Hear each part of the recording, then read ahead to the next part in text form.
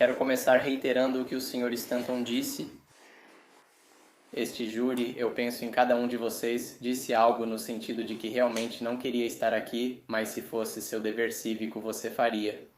E eu agradeço a todos vocês por comparecerem todos os dias, sendo pontuais.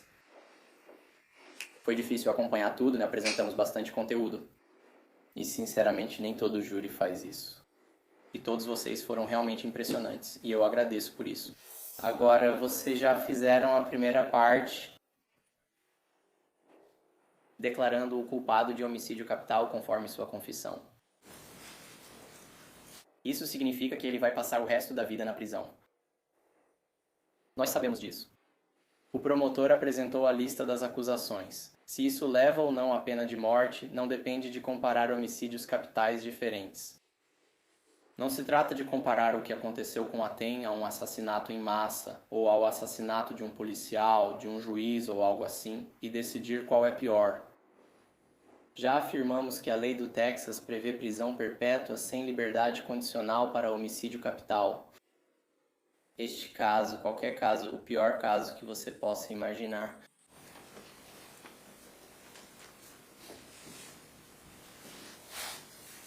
Falamos sobre o que você faria na fase de definição da pena. É diferente da fase de apuração dos fatos. É diferente daquela fase de culpa ou inocência. Eu disse que vai ser o seu julgamento moral individual. Agora eu quero destacar para você, nas suas instruções de punição, o juiz acrescentou palavras aqui, como dissemos antes. Cada um deve decidir o caso por si, mas só após considerar imparcialmente as provas com os outros jurados. Lembre-se de quando falamos sobre o que significa deliberar, nós somos advogados. Se quiséssemos que vocês discutissem ou brigassem para se ajudar, saberíamos as palavras certas. O juiz colocou assim, uma análise imparcial das provas com os outros jurados. Mas ele também acrescentou, não abandone suas convicções sinceras quanto ao peso ou efeito das provas apenas por causa da opinião dos outros jurados ou simplesmente para responder aos quesitos especiais. Os quesitos especiais são como decidimos se Tanner receberá ou não a sentença de morte. Estou completamente satisfeito de que todos vocês prestaram seu juramento e o levaram a sério. Isso significa, e vou citar apenas uma, que vocês devem aplicar isso se houver probabilidade de o réu cometer um crime violento que represente ameaça contínua à sociedade. E, como Susan ou eu explicamos individualmente a cada um de vocês, é aí que entra o julgamento moral pessoal. Que vocês vão definir esses termos. O que é uma probabilidade, o que é um ato criminoso de violência, o que significa ser contínuo. E eu sei que o promotor e muitos de vocês deram algumas sugestões do que poderia ser considerado como atos contínuos de violência. Poderia ser algo como agressão, coisas desse tipo. Mas isso, no final das contas, vai depender de vocês. Falamos sobre a sociedade como prisão, sendo mais segura que qualquer outra em que vivemos diariamente. E eu vou voltar a isso em um minuto. Mas lembre-se, essa prova tem que estar além de qualquer dúvida razoável. Já te disse antes e dei o exemplo, toda aquela linguagem permanece aqui. A acusação tem o ônus de provar que a resposta para a questão especial número 1 é sim, além de qualquer dúvida razoável. Francamente, eles passaram 2 semanas provando o caso pelo qual ele se declarou culpado, falando sobre mentiras e recursos desperdiçados. Eles não apresentaram nenhuma evidência de que Tanner Horner será uma ameaça contínua para a sociedade na prisão. Nada.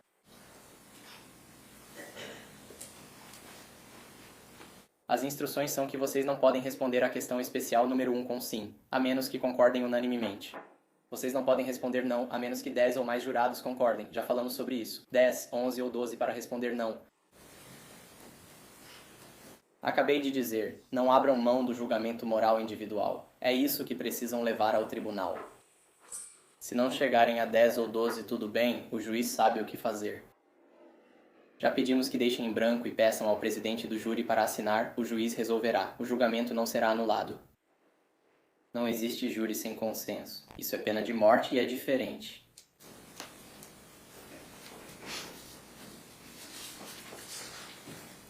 Quero falar, embora Tanner tenha se declarado culpado. Também queremos comentar sobre o caso da promotoria. Ele disse que o tema dele era mentira. Ele mencionou isso de novo. Não tem nada sobre mentir aqui. Francamente, volte para a criação.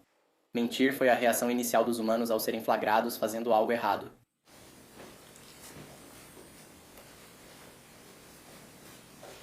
A policial Amy lidou com todas as provas físicas deste caso, lidou com todas as fotografias. Ela fez algo errado e ela mentiu, e mentiu de novo, e mentiu de novo, e isso só piorou tudo. Isso não é sobre mentir. O Ranger Espinosa te disse que ele mente como técnica de interrogatório. Ele mentiu neste caso para conseguir a informação que queria.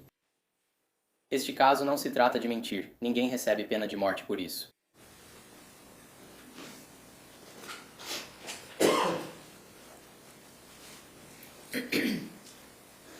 Todos os nossos especialistas tinham o mesmo tema e perguntaram a ele sobre insanidade.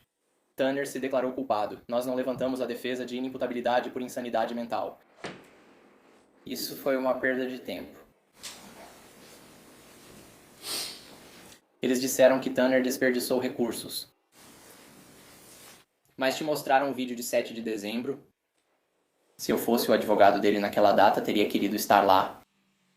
Não considero correto interrogar alguém após a designação de um advogado ou quando a pessoa solicita um. Mas eles fizeram isso mesmo assim. Ele se ofereceu para se declarar culpado, não contestar e aceitar prisão perpétua sem liberdade condicional. Ele queria sair no Natal, mas zombaram disso. Ele quis sair no Natal com o filho, mas zombaram dele. Como se isso não fosse razoável. Ele teria saído naquele dia se tivesse dinheiro. Ele tinha uma fiança. Ir para casa no Natal não era absurdo. Começar uma negociação com uma oferta e uma solicitação é o que acontece toda vez. A maioria dos casos nos Estados Unidos é resolvida por acordo, sem julgamento.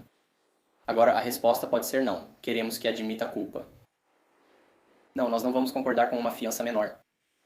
É isso que é negociação. Francamente, se você for comprar uma casa amanhã, você vai fazer uma oferta, o que está disposto a pagar por ela, e vai pedir a geladeira ou custos de fechamento ou outra coisa. A outra parte pode recusar, mas você ainda pode comprar a casa. Esse caso podia ter acabado em dezembro de 2022. Ninguém levou isso a sério. Nem sei se chegou aos promotores e certamente não chegou a um juiz. Isso não foi ridículo. Agora sim, você já viu os vídeos dele. Tudo que Tanner faz é estranho. Talvez não o tenham levado a sério porque ele soou estranho ao propor. Não vamos deixar você sair no Natal. Ele poderia ter saído naquele dia com fiança de $1,5 milhão. Estamos nos Estados Unidos. Se tivesse dinheiro, já estaria solto. Zombar dele por isso é sinceramente ridículo. Atendo muitos clientes que não sabem negociar. É por isso que o advogado deveria ter estado lá.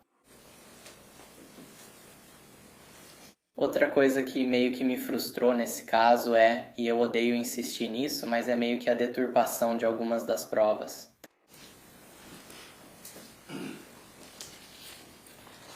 Voltando ao laudo do legista, você tem todos esses relatórios.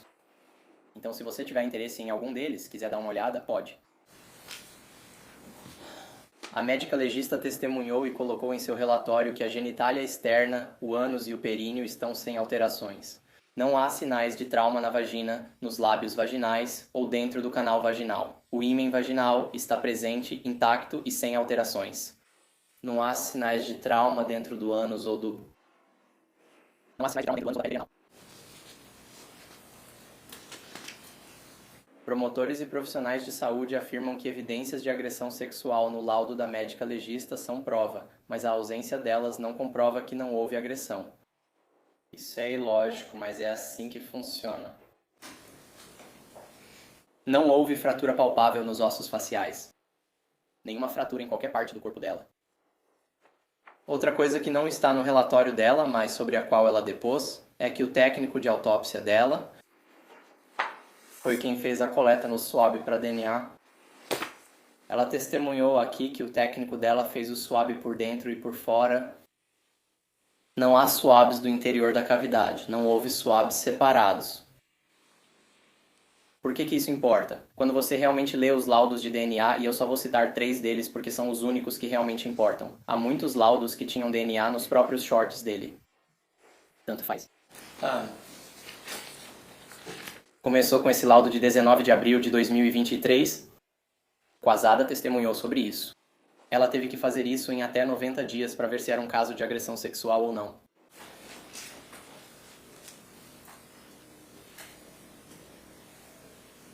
As expressões fração de células epiteliais e fração de células espermáticas não significam o que você pensa.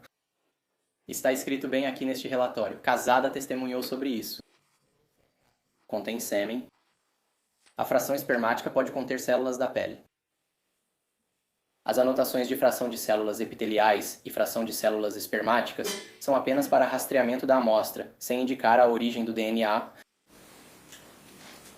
Nessa análise de DNA de abril de 2023, a razão de verossimilhança indica suporte para a proposição de que o suspeito está excluído como possível contribuinte do perfil. A primeira amostra de DNA excluída pertencia a outra pessoa.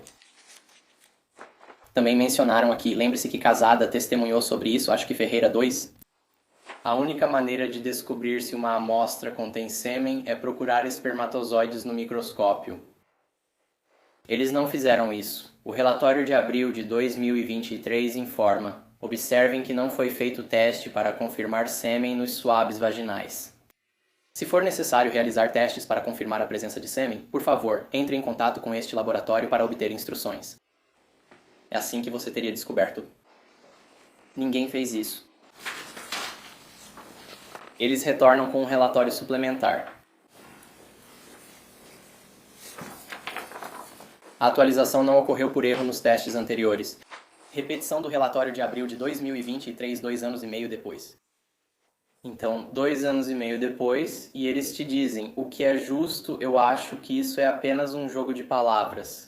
A pedido do escritório do promotor do condado de Wise, este relatório suplementar comunica os resultados usando novas diretrizes implementadas em 28 de novembro de 2023, envolvendo a adição de qualificadores verbais de escala. Então eles voltam, imprimem o mesmo relatório, exceto que desta vez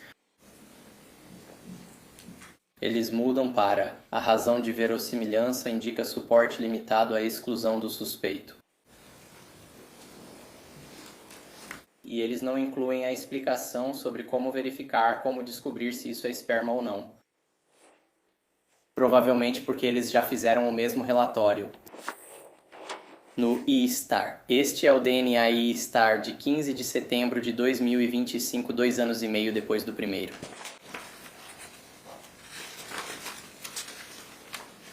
Quesada testemunhou que não coletou os swabs.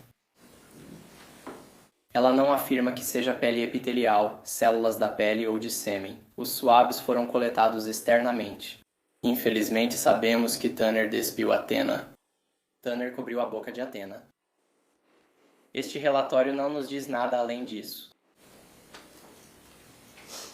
Tive uma breve conversa com a senhorita Quasada sobre o quão pouco DNA havia lá. É uma quantidade infinitesimalmente pequena. Sempre que isso era citado, eu tentava argumentar que não eram provas de agressão sexual. Não são. O laudo do legista e os relatórios de DNA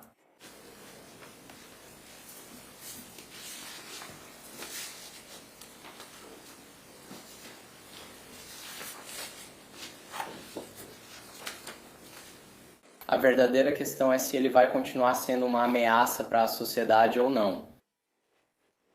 Começamos nosso caso com o professor Edens, que realmente fez pesquisas sobre o que importa, o que pode ser previsto, o que não pode ser previsto. Na verdade, ele analisou detentos do Texas em cujos casos testemunharam que representariam um perigo futuro. Algumas dessas pessoas estavam no corredor da morte, algumas tinham prisão perpétua sem possibilidade de liberdade condicional, algumas foram inocentadas.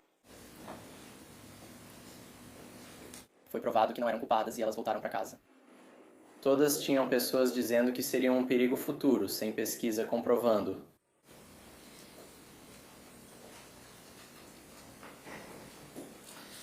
O professor Edens afirmou que existem coisas realmente importantes. Se for preso pela primeira vez entre 18 e 21 anos, se você não concluiu o ensino médio ou não possui certificado de equivalência, ser membro de uma gangue fora ou dentro da prisão aumenta a chance de violência. E se você já esteve preso antes ou cometeu violência na prisão? Isso pode parecer senso comum, mas ele também fez o trabalho árduo de pesquisar e ensinar as pessoas a como analisar isso. Para Tanner, nada disso vale. Tanner tinha 31 anos quando foi para a prisão. Ele não é aquela pessoa do noticiário que foi presa 31 vezes e solta, mesmo cometendo crimes violentos. Esta é a primeira vez do Tanner. Ele tem seu diploma hospitalar. Obviamente, ele não é membro de uma gangue. 2 prisões. Muita gente, mulheres, homens, voluntários, reuniões religiosas. Você já ouviu, obviamente, todos os especialistas vêm direto para cá. Ele foi visitá-los, foi transportado para fazer exames cerebrais, transportado entre as prisões, transportado para o tribunal. Nenhuma ocorrência disciplinar com nenhum dos grupos. Nenhuma ocorrência disciplinar em nenhuma das prisões.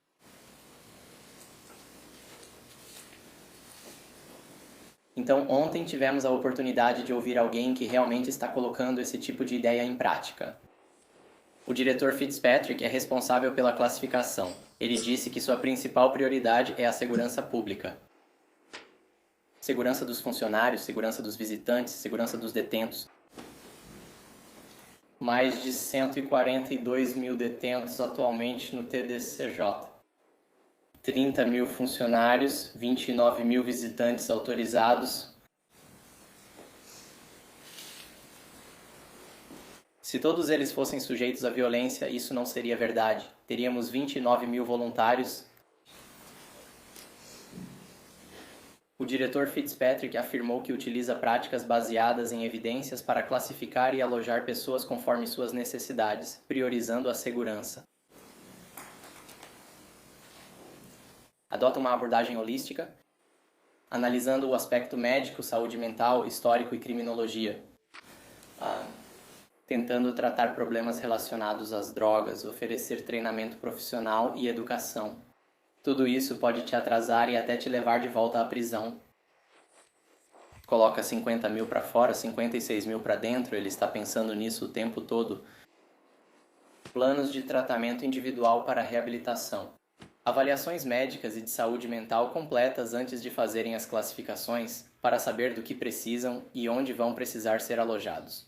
34 unidades prisionais com diferentes formas de alojar uma pessoa. Cada detento tem um perfil de classificação atualizado constantemente. Programas de incentivo. Dizem que liberdade condicional é o único incentivo, mas não é. E onde você fica? Pode ou não trabalhar? Liberdade para se locomover. São incentivos.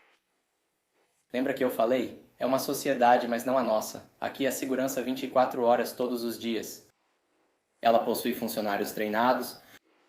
Há uma triagem adequada para os visitantes. Estão tentando fazer parecer que eles estão andando por toda parte. Não, movimento em massa é quando um grupo de pessoas tem um lugar para ir, e elas precisam se deslocar para onde devem estar. Caso contrário, individualmente, você precisa seguir esse trajeto e ir para onde deve ir. Não é uma bagunça. E, no final das contas, o especialista deles disse que eles têm uma maneira razoável e eficaz de custodiar alguém que foi condenado à prisão perpétua sem possibilidade de liberdade condicional, garantindo a segurança do público, dos funcionários, dos visitantes e dos detentos. Teve um ponto de discórdia. Jamarius, amigo de Tanner, testemunhou. Já tive muitos casos em que uma testemunha estava presa com meu cliente, mas isso nunca aconteceu antes. Fico feliz por ter feito isso, achei ele interessante. Mas ele discordou do diretor Fitzpatrick quanto à afirmação de que existem predadores e presas na prisão. Ele disse que existem lobos e ovelhas. E na frente dele, ele meio que teve que descrever seu amigo Tanner como um cordeirinho bem pequenininho. Ele está tentando prepará-lo para o que está por vir. Mas você já ouviu como isso é difícil. Por fim, você não precisa acreditar nisso. Você viu tudo com seus próprios olhos nos vídeos mostrados pelo Estado. Você viu como Tanner age perto de autoridades e seguranças. Dá pra ver que eles o consideraram uma ameaça. O vídeo da prisão, totalmente obediente, sem resistência, faz exatamente o que mandam ele fazer.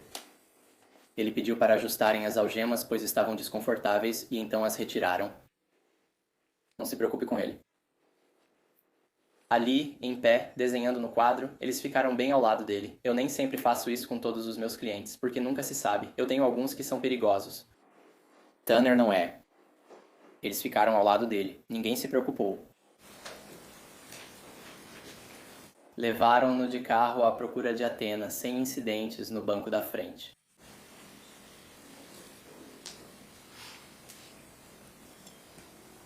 Ficaram do lado de fora conversando com ele sobre o Waffle House e fumando. Ninguém está preocupado.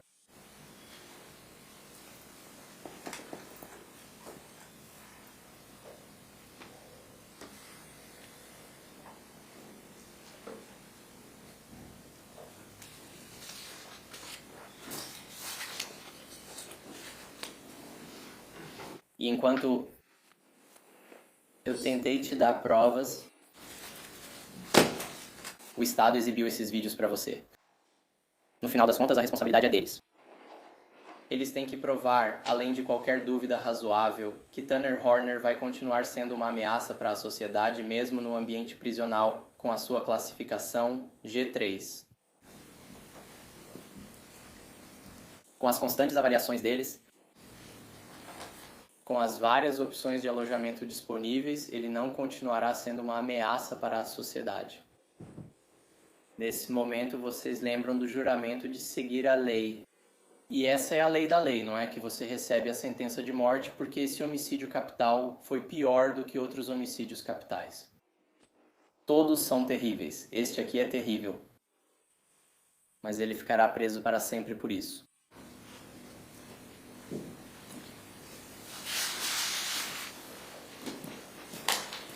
Sanders.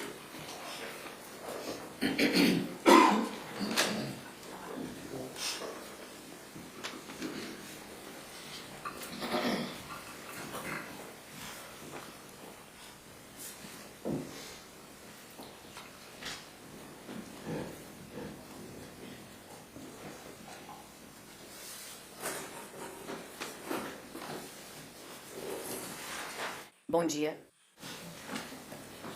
Estou aqui para falar com você sobre o quesito especial número 2.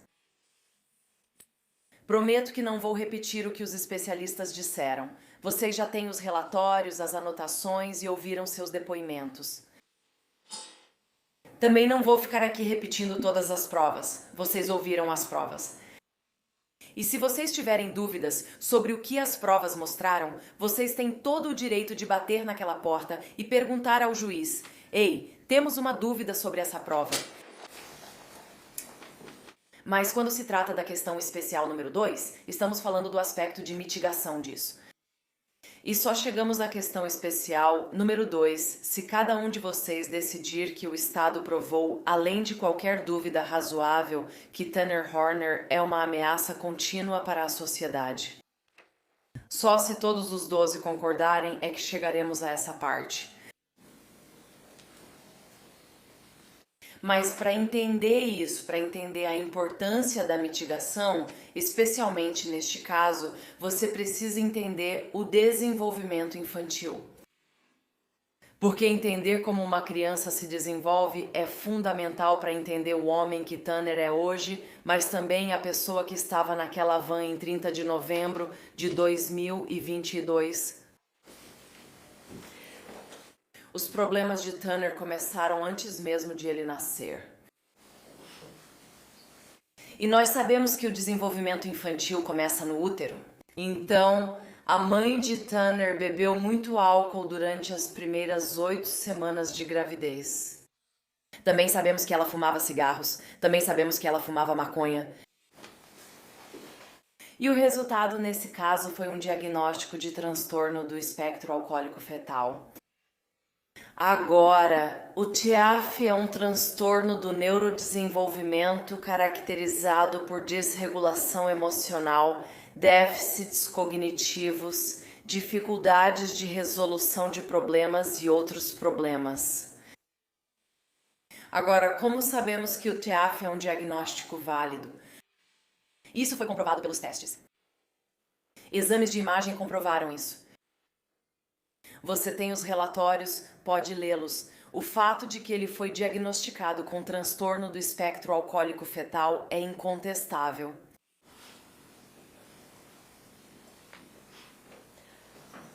Existem várias fases no desenvolvimento infantil. Sabemos que começa no útero, mas depois que você nasce, precisa aprender a explorar o seu próprio mundo. Agora, onde isso acontece? Ao nascer, os pais são tudo para a criança. Com seus pais, você aprende o amor. Você aprende sobre segurança. Você aprende sobre proteção. Mas o que acontece com uma criança que não tem tudo isso? Agora, novamente, é indiscutível que a mãe dele o amava muito. Mas ela tinha a capacidade de proporcionar segurança?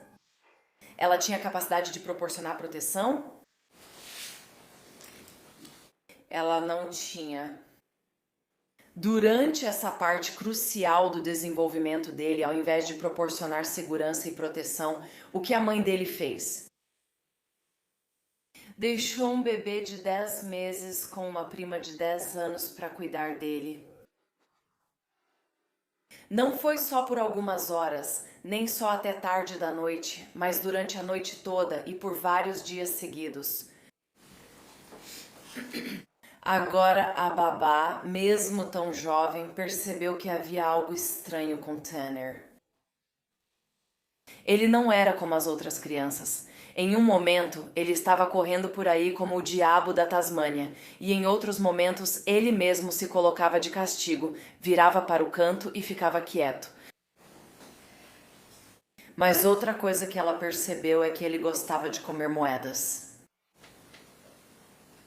Ela colocou as moedas na prateleira para que ele não as alcançasse. Ele gostava de comê-las, defecá-las e tentar recuperá-las para repetir o ciclo.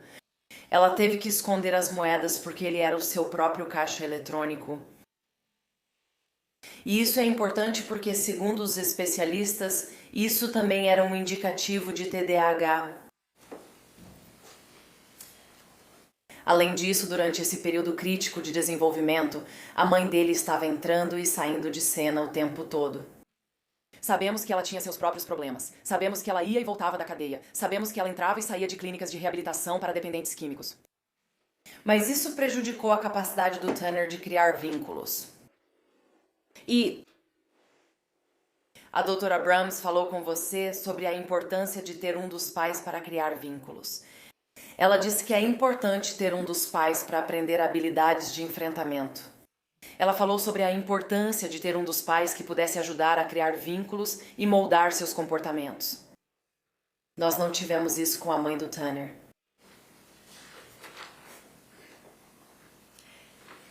Ela é corajosa em muitos aspectos. Ela foi corajosa o suficiente para reconhecer que não poderia cuidar do filho da maneira que gostaria. Ela tinha o desejo, ela não tinha a capacidade. Então ela fez a coisa mais dolorosa que eu acho que um pai ou uma mãe poderia fazer, que é entregar seu filho para a mãe dela criar. E isso foi uma atitude muito nobre, porque ela sabia que Tanner seria amado pela avó e estaria seguro enquanto ela fosse para a reabilitação para se recuperar. Ela sabia que tinha problemas legais e passou muito tempo na prisão. Socialização é a próxima fase do desenvolvimento infantil. A socialização ocorre quando as crianças estão basicamente aprendendo como se orientar no mundo. E você vê isso quando é um bebê e uma criança. Novamente, seus pais são o seu mundo. Seu berço é o seu ambiente, você tem a segurança de estar dentro da sua própria casa. E então você vai para a pré-escola. E então você vai para a creche. E o seu mundo muda, é um ambiente totalmente novo. Você não tem aquela segurança de ter sua mãe sentada ao seu lado. Você não tem aquela segurança de estar com seu paninho de estimação. Você tem novas experiências, novas pessoas, coisas novas vindo de todos os lados. E se você não estiver equipada com as habilidades para lidar com isso e socializar, isso pode impedir o seu desenvolvimento. Então nós sabemos que a avó dele tinha matriculado Tanner na creche da dona Diana. E pela primeira vez, Tanner teve a oportunidade de realmente socializar com crianças da sua idade, fora de casa e fora da família. O que aconteceu na casa da dona Diana? Bem, Jack observou enquanto seu único neto tentava brincar com as outras crianças e era rejeitado. Tentou conversar e foi rejeitado. Ele tentou fazer amigos, mas não conseguiu, e no fim acabava sentando sozinho. Sugeriram então que Tanner fizesse um teste. E qual foi o resultado? Nesse momento, a família descobriu que Tanner tinha síndrome de Asperger. Jack e Melissa levaram o filho delas para a clínica em Fort Worth. E foi lá que elas tiveram a resposta que estavam procurando. Por que o nosso, porque o meu neto é diferente? Por que o meu filho é diferente? Eles sabiam que ele era diferente, mas só de olhar para ele dá mesmo para perceber? Eles sabiam que havia algo um pouco diferente nele, então o levaram para avaliação.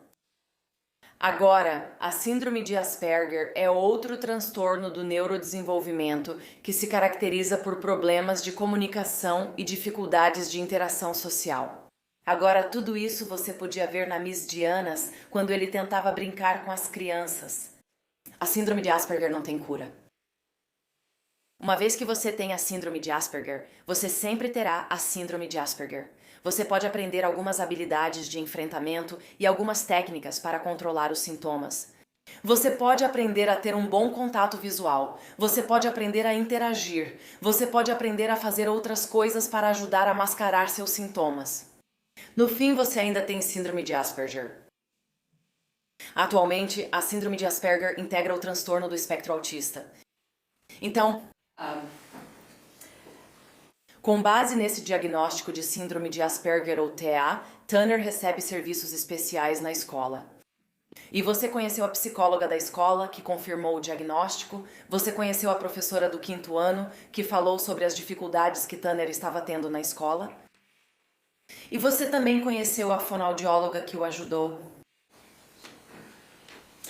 A próxima fase do desenvolvimento é o que foi descrito como o domínio do próprio ambiente. Agora, dominar o seu ambiente é a capacidade de gerenciar e administrar efetivamente nossas vidas. Isso nos ensina a gerenciar o entorno, é aí que aprendemos.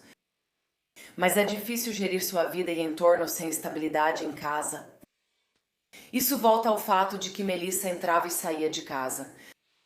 Melissa ora tinha, ora não tinha a guarda de Tanner. Ele vivia mudando de escola, de casa, de cuidador e até de clínica de reabilitação com a mãe dele.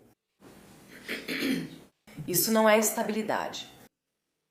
Ele saiu da segurança e da proteção da casa da avó dele para ir para uma clínica de reabilitação de drogas. E onde estava o pai dele durante tudo isso? Sabíamos que o pai dele tinha problemas com a justiça e era viciado.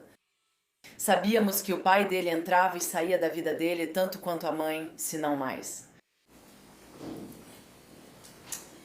Mas durante essa fase do desenvolvimento, foi nessa fase do desenvolvimento que uma das piores coisas da vida de Tanner aconteceu. Quando ele tinha 10 anos, ele e a mãe moravam em uma fazenda e ele e o primo colocaram fogo. Eles estavam brincando e esse fogo saiu do controle. Bem, a mãe dele fez a coisa certa, mandou ele até o proprietário para pedir desculpas pelo que tinha acontecido. Então, ao invés de aceitar o pedido de desculpas e dizer não foi nada, não se preocupe, fico feliz que você tenha feito isso. Obrigada por se desculpar. O que o proprietário fez? Ele estuprava Tanner analmente. Tudo porque ele acidentalmente incendiou um campo. E sabemos que os registros mostram que ele teve problemas na escola durante esse período.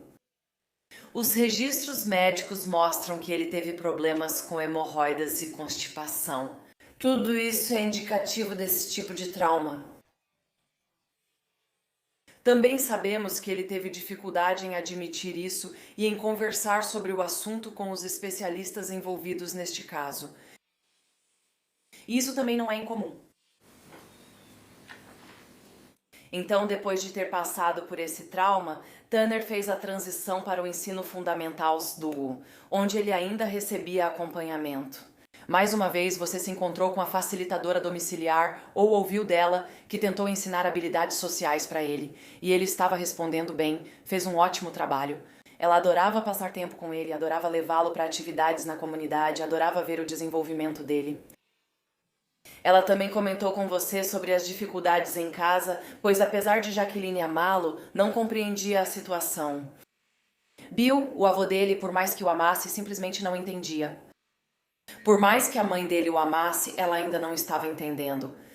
E nem ela, nem Melissa, nem Bill, nenhum deles teve permissão para continuar e nenhum deles deu continuidade a nenhuma das lições que a facilitadora domiciliar ensinou. E ela basicamente disse que ele ainda precisa delas. Mas a escola decidiu que iria descontinuar os serviços. Na adolescência, segundo a doutora Brahms, você aprende que a identidade começa a se formar. E moldamos nossas identidades. Lembre-se do ensino médio, quando você experimentava diferentes grupos, panelinhas, penteados e estilos de roupa, buscando descobrir quem você é. Essa fase do desenvolvimento é especialmente difícil para quem tem autismo de nível 1. Por que isso? Porque só de olhar para alguém você não consegue dizer se ela é autista de nível 1. Mas a questão é que elas sabem que são um pouco diferentes. Elas sabem que são um pouco fora do padrão. Elas sabem que simplesmente não se encaixam muito bem. Elas começam a se ver como uma excluída. Elas começam a andar com outras pessoas com quem se identificam, outras excluídas, e isso acaba se tornando uma profecia autorrealizável. Quando falamos sobre identidade, precisamos nos perguntar: como é ser Tanner Horner? E Tanner havia se descrito como sendo um androide quando todo mundo é um iPhone. Ele se sente como um robô, mas que volta automaticamente para emoções humanas. E isso é importante porque mostra que ele reconhece que é só um pouco diferente, mas quer muito se encaixar. A outra coisa que a doutora Brahms mencionou foi como é importante ter alguém na sua vida durante essa fase crítica que possa te incentivar, que possa reconhecer seus sucessos e dar o feedback positivo que você quer e precisa. Ele não tinha nada disso. De novo, ele tinha uma mãe amorosa, mas ela enfrentava problemas pessoais, questões legais, dependência de drogas e traumas. Ele tinha uma avó que o amava, mas ela também estava lidando com seus próprios traumas pessoais, os traumas que ela mesma sofreu, os traumas que foram infligidos à sua filha e pelos quais ela sentia tanta culpa. Ela também precisava cuidar da própria saúde. A última fase do desenvolvimento infantil que aprendemos foi a emancipação para a vida adulta. E é aí que falamos sobre como desenvolvemos habilidades de enfrentamento para nos tornarmos o adulto integrado que somos. Agora, o que queremos dizer com um adulto integrado? Bem, isso significa ser capaz de absorver o que está ao seu redor, internalizar isso e tomar suas decisões com base no que você aprendeu. Ninguém em casa ensinou isso para ele. Ele não tinha habilidades para lidar com as situações. A reação automática dele passou a ser a esquiva. Ele evitava tudo. Ele se refugiava, se distraía com música, anime, filmes. e ele nunca aprendeu a lidar adequadamente com os fatores de estresse na vida dele. Então conversamos sobre intervenções. E não há dúvida de que Tanner teve muitas intervenções. Ele teve a fonoaudióloga durante o ensino fundamental, ele teve a professora de reforço no ensino médio, ele teve Beth, a professora dele da quinta série o ajudou. Mas lembre-se do que você aprendeu. Se você não continuar com essas intervenções, se não usar, perde. Ele não tinha ninguém em casa para ajudá-lo a usar isso. E aí você simplesmente vai deixando de lado. E também é importante notar que o programa de reforço no ensino médio estava disponível para todos e realmente funcionou para ele. Isso o ajudou a se formar. Agora, é verdade que ele se formou entre os 5% piores da turma, mas ele conseguiu se formar. Depois que ele se formou, as coisas meio que... Ele passou por várias bandas e empregos até conhecer a mãe do filho dele. Eles se apaixonaram, foram morar juntos e tiveram um filho. Mas morar junto, ter um noivo e ter um bebê não é o mesmo que se estabelecer. Eles se mudavam muito, ainda havia muita confusão na vida deles. Eles ficavam entre a casa da mãe dela e da avó dele, moraram com amigos e tiveram seu próprio apartamento. Ainda havia confusão na vida deles. Eles também tinham dificuldades financeiras. Sabemos que a mãe do filho dele estava sofrendo com problemas pós-parto. Ela não conseguia trabalhar, não conseguia cuidar da casa, não conseguia fazer todas as coisas que queria, exceto sair para festas. E sabemos que era isso que faziam, mesmo tentando economizar para comprar um lugar próprio. Então Tanner estava tentando ser o único provedor, manter sua noiva feliz, economizar para ter um lugar próprio, mas nunca avançavam. Sempre surgiam problemas. Depois, o carro que tinham quebrou e precisaram comprar outro. As dívidas só aumentavam e você sabe, o chefe dele veio e deu 1.100, mas isso também trouxe mais estresse, porque agora Tanner tinha que trabalhar 6 dias por semana para devolver $150 por semana, de volta. Ao aceitar o emprego na FedEx, pensou que teria mais estabilidade. Era o que ele queria e por um tempo funcionou. Ainda enfrentavam dificuldades financeiras e buscavam soluções. Mas ele fazia uma rota na região onde cresceu e conhecia aquelas ruas. Ele conseguia fazer suas rotas sem problemas. A rota dele foi alterada, adicionando mais uma camada de estresse com a qual ele não conseguiu lidar. Quando a rota mudou, a ansiedade aumentou. Novas rotas, novas estradas, novas pessoas, nova rotina. E foi isso que levou a esse crime.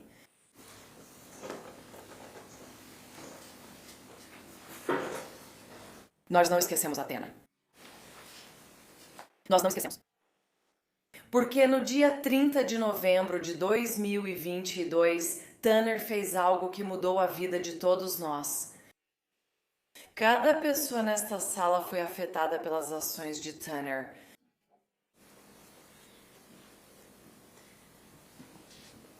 Naquele dia, Tanner entregou os pacotes na casa de Athena, da Barbie. E ele saiu, entregou o pacote, decidiu cheirar um pouco de cocaína porque estava com insônia, estava cansado, tinha, sabe, todos esses outros problemas. E ela ouviu e ele achou que ela ia dedurá-lo. Se ela contasse, ele perderia o emprego. Se perdesse o emprego, perderia o carro e, sem ele, ficaria sem transporte para o bebê, o que poderia causar problemas. Ele não podia permitir isso. Isso só crescia na cabeça dele. Agora não havia planejamento. Não houve premeditação, não houve preparação. Você ouvia falar desses adesivos sendo colocados na tampa da lente. Mas deixa eu te perguntar uma coisa. Se você estivesse planejando sequestrar uma criança, você cobriria a tampa da lente antes ou depois de fazer isso? Isso não faz sentido e aí as afirmações deles desmoronam. Faz sentido ele cobrir a tampa da lente para esconder que fumava maconha no vape. Faz sentido que ele escondesse a tampa da lente ou cobrisse a lente da câmera se estivesse cheirando cocaína. Faz sentido que ele fizesse tudo isso, mas não faz sentido que ele esperasse até depois que ela estivesse na van para cobrir a tampa da lente. Tudo isso foi registrado em vídeo e áudio. E como eu disse, não há uma pessoa nesta sala que tenha ouvido isso e não tenha sido profundamente afetada por isso. Todos ficamos e todos nós teremos que carregar isso conosco pelo resto de nossas vidas. Não. Ninguém deveria viver o que Maitland Gandhi e Jacob Strang viveram, nem enterrar um filho. E quando uma criança é tirada da forma como ela foi tirada, é natural que fiquemos com raiva. Devemos ficar com raiva, devemos ficar furiosas por sua vida ter sido tirada dela dessa maneira. Temos o direito de ficar assim e devemos. E é natural que queiramos saber por que isso aconteceu. Mas sabe de uma coisa? Nós nunca vamos saber por que isso aconteceu. É fácil sentar aqui e culpar o autismo, a exposição ao chumbo, o transtorno do espectro alcoólico fetal, o TDAH, os problemas de saúde mental. Seria fácil fazermos isso e o Estado segue dizendo que foi exatamente o que fizemos. Mas lembrem-se, todas as testemunhas a quem perguntamos, isso é uma desculpa? Isso não é uma defesa, isso não é uma justificativa, e todos responderam não. O fato de ele ter autismo não é uma desculpa para matar Athena. O fato de ele ter transtorno do espectro alcoólico fetal não desculpa a tentativa de agressão sexual. O fato de ele ter sido exposto ao chumbo não desculpa o assassinato. Isso não é desculpa, não é uma defesa, não é uma justificativa.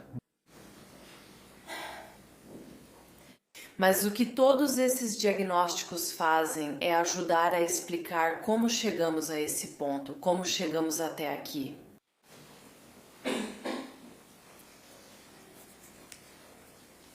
Agora, o Estado quer que vocês acreditem que, a menos que você esteja sentado em um canto babando, você não está incapacitado.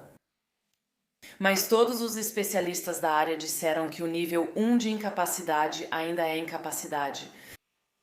Leve ainda é incapacidade, moderada ainda é incapacidade. Você não está só um pouco grávida, ou você está ou não está. Você não é um pouco autista, ou você é ou não é. Você não é só um pouco exposta ao álcool, ou você é ou não é. Não existe. Se você é, você é.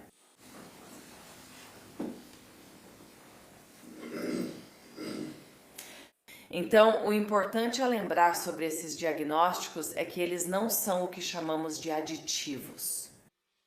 Isso não significa que ele tenha autismo mais TEAF, mais exposição ao chumbo, mais TDAH, mais problemas de saúde mental.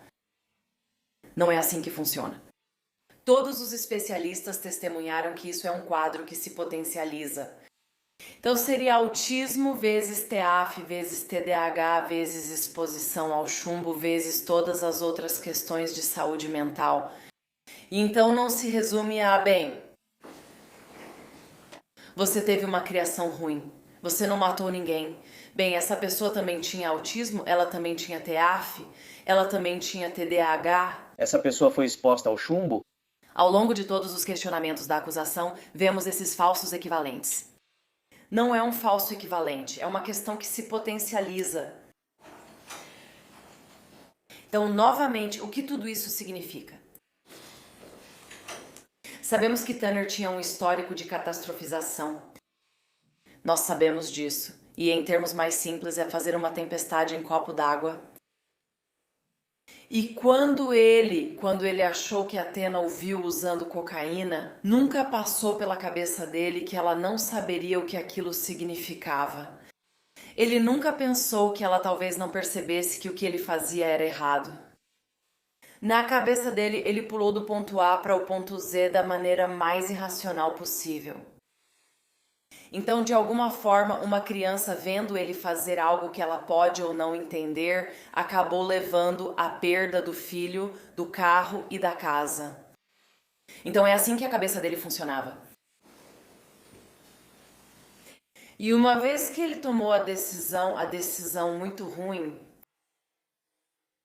de levá-la, as coisas só pioraram a partir daí. Ele não sabia como sair dessa. Ele não conseguia raciocinar e pensar nas consequências de suas ações. E de novo, isso não é novidade porque você ouviu dos professores que reconheceram esse problema lá na quinta série. Então isso não é algo que a defesa inventou para tentar livrá-lo disso. Não, nós temos a documentação sobre isso. E vocês têm esses registros. Vocês podem olhar esses registros. Vocês podem levar cada pedacinho de prova para lá e analisar tudo. Vocês têm esse direito. Basta pedir ao juiz para mandar tudo com vocês. A catastrofização também não é novidade. Vocês também viram isso através de muitas histórias que ouviram no depoimento das testemunhas, especialmente aquela em que falaram sobre ele perdendo a paciência no Outback por causa da pilha de pratos. Ele ficou sobrecarregado e não conseguiu lidar com a situação. Então, em vez de pedir ajuda, que é o que provavelmente imaginaríamos que uma pessoa comum faria, ele não fez isso. Ele ficou sobrecarregado e pediu demissão porque não aguentou. E nós falamos sobre esses diagnósticos e como eles são apresentados. Bem, eles ficaram totalmente evidentes durante os vídeos do interrogatório. Totalmente evidentes. A doutora Brumst disse que a cada 5 frases nesses vídeos de interrogatório, uma era diagnóstica para ela. Agora sabemos que ele mentiu. Sim, sabemos. Mas como apontamos, mentir remonta ao início dos tempos, quando tentamos encobrir algo que fizemos de errado. Não é nada novo. A policial Amy mentiu para encobrir seus rastros. Joe Espinosa mentiu para tentar conseguir uma confissão. Nós temos, sabe, que dizer que só porque ele mentiu sobre o transtorno de personalidade múltipla, devemos desconsiderar todo o resto que sabemos nesse caso é simplesmente um monte de besteira. O que temos que perguntar, ou a pergunta que temos que fazer a nós mesmas é: essa mentira foi uma manipulação ou foi apenas uma forma dele se permitir confessar? Tanner realmente confessou? Sim, ele confessou, mas de um jeito diferente. Ele assumiu a persona de Zero para conseguir fazer essa confissão.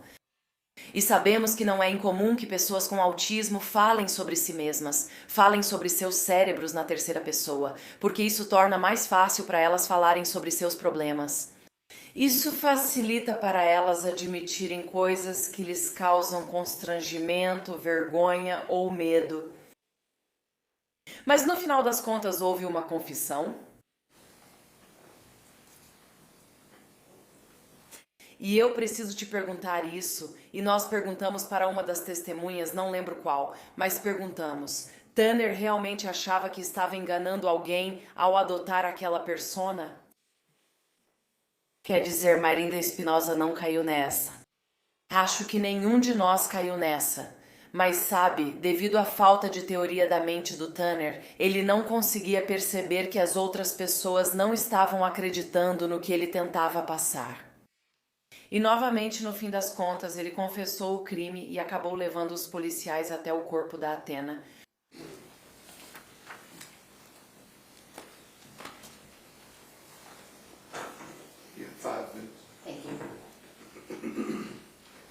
Agora, durante a seleção do júri, conversamos sobre o que era importante para vocês ouvirem para tomar sua decisão. E ouvimos responsabilidade, remorso, reabilitação. Bem, responsabilidade. Tanner confessou, ele confessou o delito. Responsabilidade. Ele esteve diante de vocês e declarou-se culpado. Ele declarou-se culpado sabendo que o resultado seria passar o resto da vida na prisão. Remorso. Agora,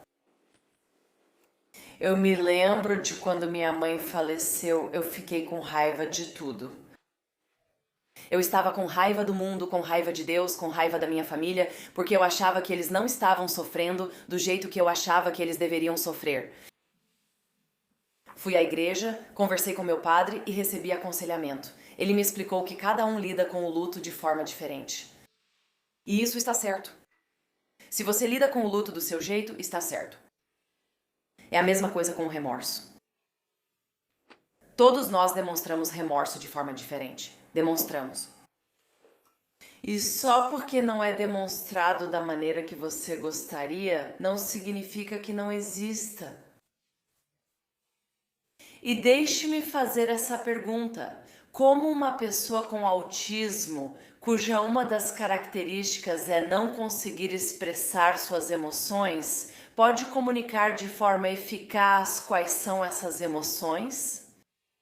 De uma forma que seja satisfatória para o mundo ao redor dele? Bem, você viu o remorso em Tanner. Você viu isso nos vídeos do interrogatório. Até a Ranger Espinosa comentou isso. Eu vejo o remorso em você. Eu acredito que você está arrependido. Você viu isso na carta de suicídio que ele escreveu quando não tinha mais nada a perder? Naquele tempo, ele não tinha mais o que ganhar. Pediu desculpas à família e demonstrou arrependimento e remorso. Você viu isso no rosto dele quando o vídeo do incidente foi reprisado. Novamente, só porque ele pode não expressar isso da mesma forma que todo mundo, não significa que o remorso dele não exista. Reabilitação. Você ouviu sobre o que ele fez na cadeia? Você ouviu. Você soube de todos os cursos que ele fez. Soube que ele reencontrou Deus e queria ajudar outros detentos a encontrá-lo também. E esse era o novo propósito dele. Ele procurou Chicken e eles começaram um estudo bíblico. Mesmo conversando pelo compartimento de comida e sem compartilhar bíblias, eles faziam um estudo bíblico, o que era importante para ele. O bilhete que Chicken escreveu está nos autos. Eu te encorajo a pegar e ler, porque foi escrito por um homem que queria expressar sua gratidão por ter sido ajudado a encontrar Deus novamente.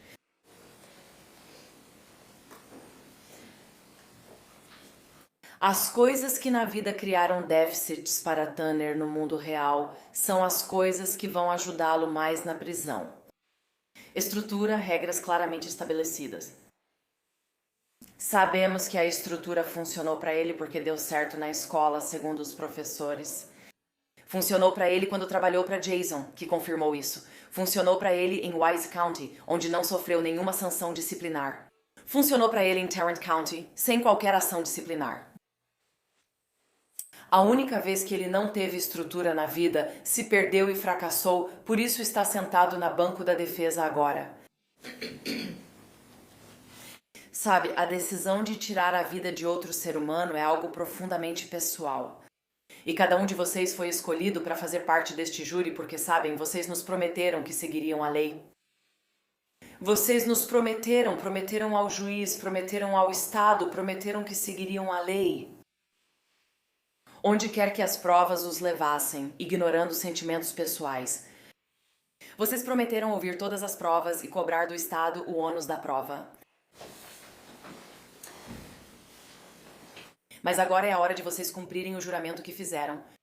E o Estado do Texas nunca exige uma sentença de morte. Não neste caso, não em nenhum caso, nem mesmo no pior caso que vocês possam imaginar. Eles sempre ficam satisfeitos com um veredito de prisão perpétua, sem possibilidade de liberdade condicional. E vocês vão ter a tarefa de responder ao quesito especial número 1 e ao quesito especial número 2.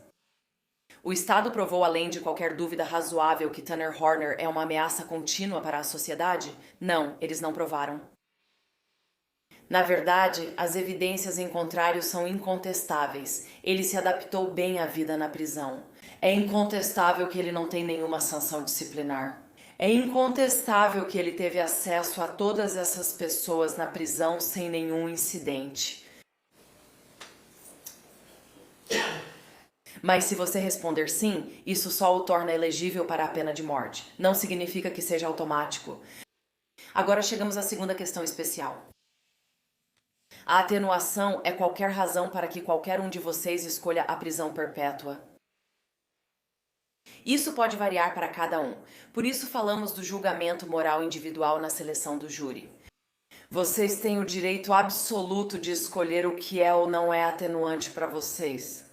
Se encontrarem algo suficientemente atenuante para justificar prisão perpétua sem liberdade condicional em vez da pena de morte, tem pleno direito de votar conforme sua consciência. Você tem o direito absoluto de ter sua voz ouvida. Então, quando vocês voltarem para a sala do júri, o que eu quero que façam é que conversem uns com os outros. E vocês têm conversado nas últimas 5 semanas, então o que custa conversar um pouco mais, não é? Quero que conversem entre si sobre suas vidas, sobre suas experiências, sobre as coisas que fazem de vocês quem são. Falem sobre o que viram, falem sobre seus filhos. E então, o que eu quero que vocês façam é se manifestar. Quero que vocês se manifestem. Se você tem um motivo para escolher a vida, manifeste-se porque esse é o seu direito. A sua verdade é a sua verdade, assim como a verdade dos outros jurados é a verdade deles. Sinceramente, não invejo você. Não consigo imaginar estar no seu lugar e ter que tomar essa decisão que você está prestes a tomar. Será provavelmente uma das decisões mais importantes da sua vida, pois a vida de um homem está em suas mãos. E a sua decisão vai definir quem você é. E você vai ser misericordiosa? Você vai ser benevolente? Você vai ser vingativa? Porque a misericórdia não se conquista. A misericórdia é dada livremente. É por isso que chamamos de misericórdia. E pergunte a si mesma, você realmente defende a vida? Se você conseguir responder a essa pergunta, por favor, levante a mão e vote conforme sua consciência. E quero que você vote pela vida. Por isso, pedimos que condenem Tanner à prisão perpétua sem chance de liberdade condicional.